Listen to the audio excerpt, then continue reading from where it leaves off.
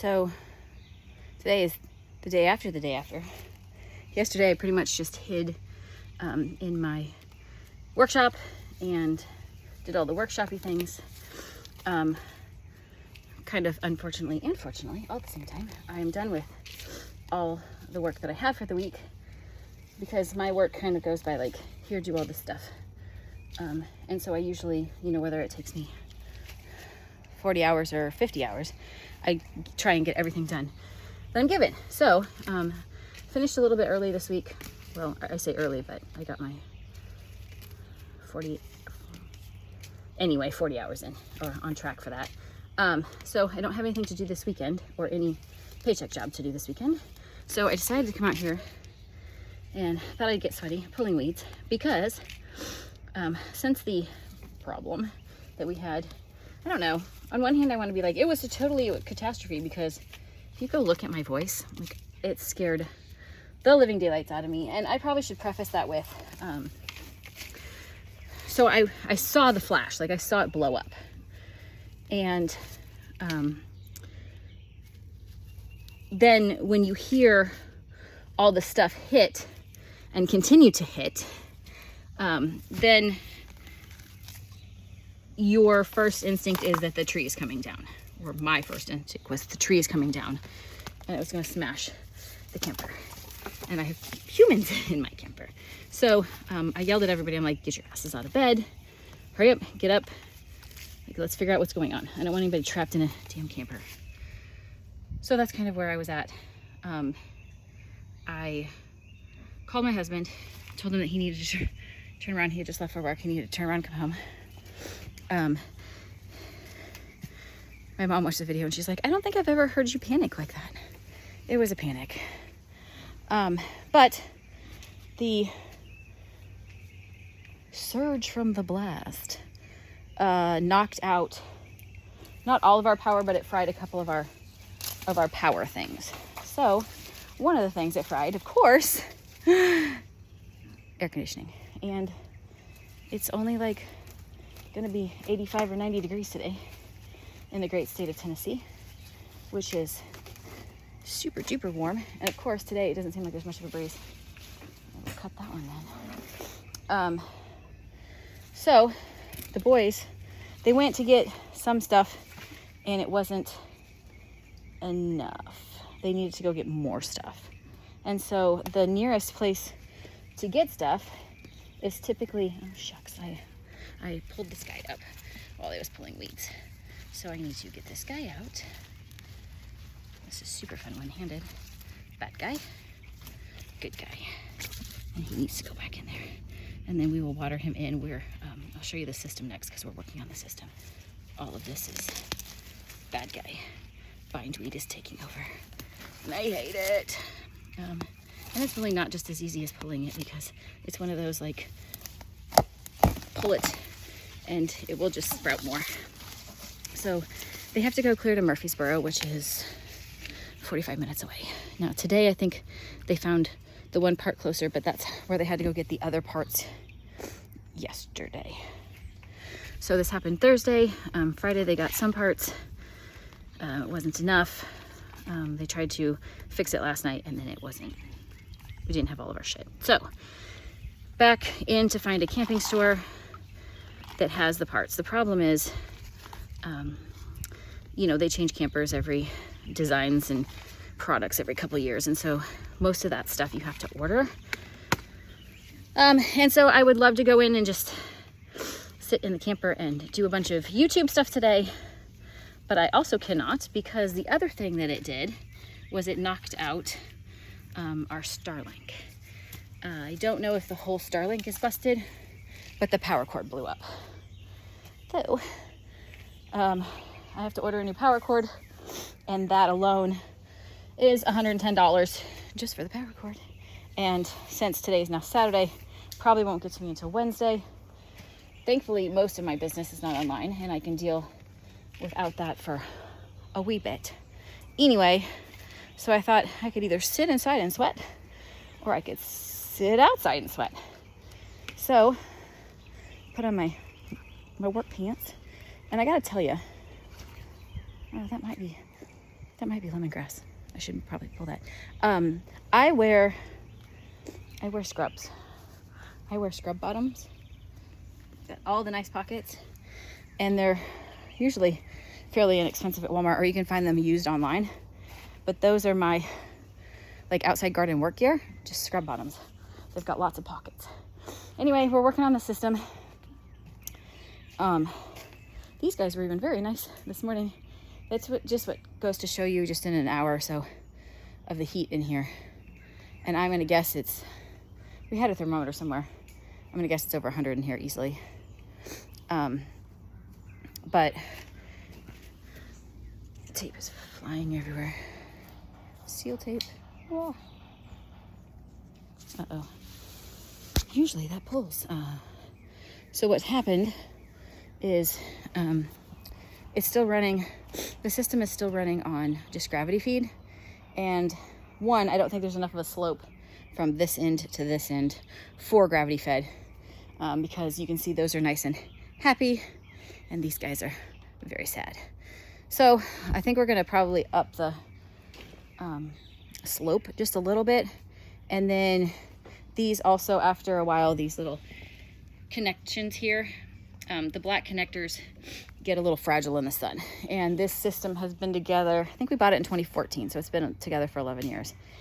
And so every once in a while, if you brush too close to one of them, which in hindsight, we probably should have put this is how they say to hook it up. So that's what we did. But these should probably have been on the inside so that they come up, and so they're protected by this and they're not sticking out. If you brush up against them, they can snap off. So Human is trying to get the little 1/4 inch black nipple out so that we can put a new one in, so we can turn the system back on. I know, it's a whole big, people think that, you know, $4 a dozen for eggs, oh my gosh, that's so expensive. Well, no, it really isn't. For the amount of work, I said that to my child the other day. We were talking about getting chickens. We probably will not get egg chickens back, but we might get meat birds. And he made some comment about, well, we could sell eggs again. I'm like, dude, I said, for say $3 a dozen, is it worth it? And he looked at me, he goes, no, they're a lot of work.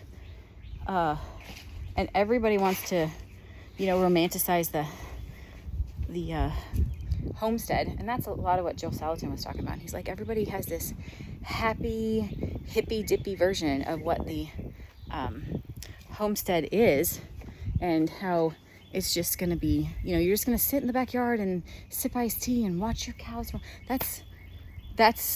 You're lucky if you get that for 5 minutes a week, because homesteading is hard. It's definitely not for the faint of heart, which you can tell we're really not. And there's always a constant something. I just chopped down a little bit of this walnut tree, this little skinny one right here. I cut off some branches because they were hanging low. Got to move those over. This is the pig fenced in area back there. We move the pigs out. They go in the barn at night. We have let this back corner go so that the pigs have something to come out and eat. This back corner over here, they went through mostly last year, and we've kind of let it go, except the mimosa trees have taken over, which won't be a big deal. They'll just be a quick chainsaw chop.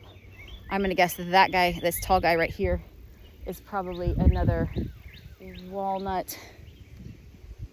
That's my guess. We did plant one back there. These guys clear over here, they are, they're a shitty tree. I don't know if we've ever figured out what they are. We think that they're it's probably a Bradford pear, now that I say that out loud. They almost have some little spike things on them, and we've cut out a bunch of them, but it looks like some more. And then of course, sticking out of the rear end of our greenhouse, we've got a maple tree here that needs to die. This is, you can see there's a mimosa tree here, and then right next to it is I'll walk up there, is we call them bear paw trees because that's kind of what it looks like. It's the, oh shucks, somebody's gonna say it before I do. They're a flower, they're tulip poplar. And that is this guy right here. They have that big, see that? We call that bear paw. And he's gorgeous. So we left him here because We were going to take him with us when we moved, but that was like obviously 2 years ago. So we're going to chop the mimosa. I think we'll leave that guy and the next people can decide, but that guy is way too close to the walnut right here. So they're not going to both survive. This guy in the middle is some stupid cherry tree. It's not a real cherry. I call them fake cherries. I'm sure that name will come to me too, but they're hideous. And they're everywhere, and they produce these stupid little beads that the cherries that the birds like to throw everywhere. So we own all the way to the big trees over there, the big trees over here. And then if you can see that about that tree right there is kind of the edge. This is 4 acres, and it will be up for sale by the grace of God in the next 4 weeks. Otherwise, I may just absolutely lose my shit. We've just kind of been on this specific journey of moving for a long time, and I'm pretty over it. I really am, and I don't say that very often, but it's time to move on, and it's been time, and we've just kind of had to keep fighting with it.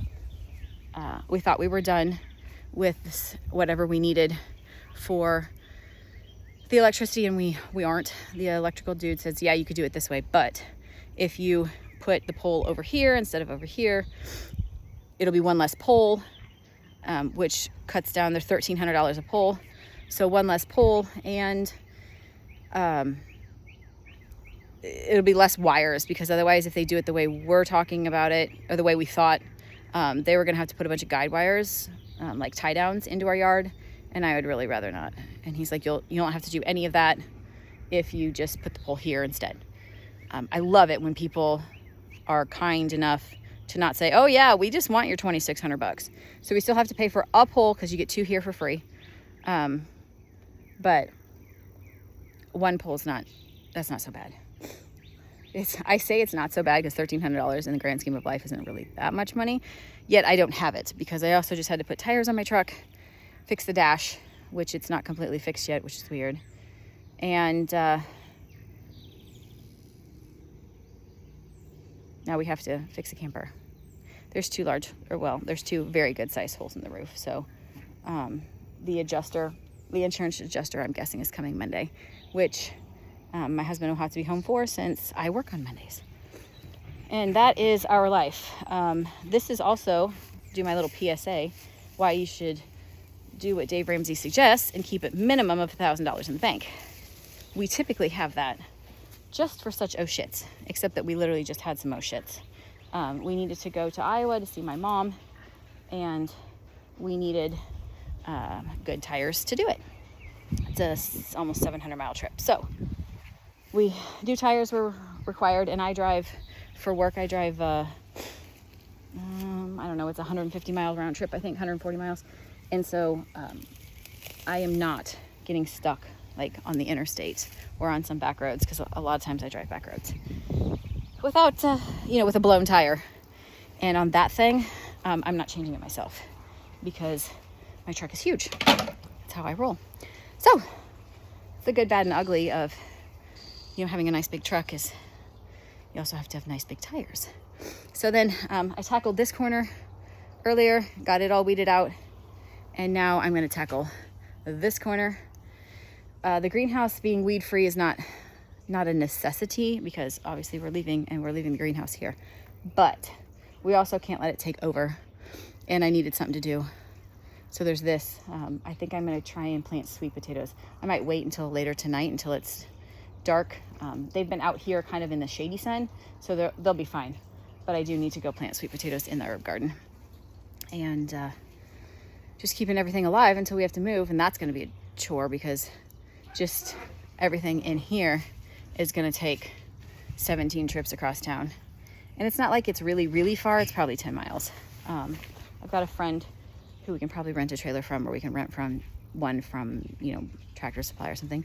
Yes, we need to buy a trailer. Unfortunately, again, I don't have the funds. So if anybody just, wants to hand me, $5,000 so we can go do this, hopefully we'll get the electricity done soon at the neighbors or at the compound so that we can move everything over and get this place sold, and then our life will start being a lot less stressful. From my lips to God's ears.